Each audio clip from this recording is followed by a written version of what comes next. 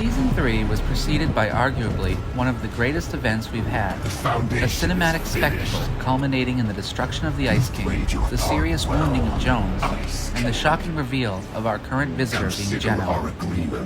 Now we sit in Season 3 and we find ourselves surrounded by familiar faces from all periods of our storyline. On the island we have Hope, Sloane, Singularity, The Order, Daigo, and of course undercover Geno. Take a moment to imagine the dialogue potential amongst these characters. First off, we were treated with a small interaction between Hope and Dr. Sloane. Hope tells Sloane how very much they all need her. Now think about the potential interactions between these two. The last time we heard from Sloane was exactly one season before we were introduced to Hope.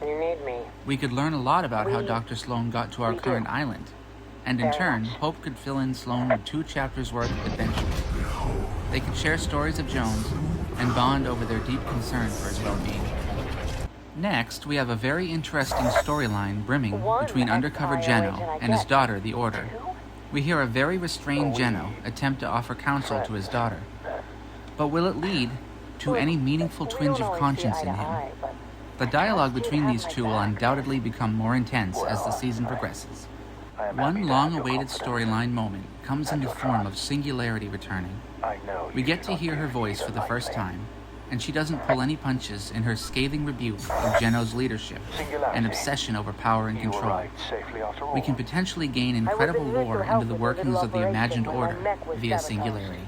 Something I've been waiting to see for years is communication between Geno and Sloane.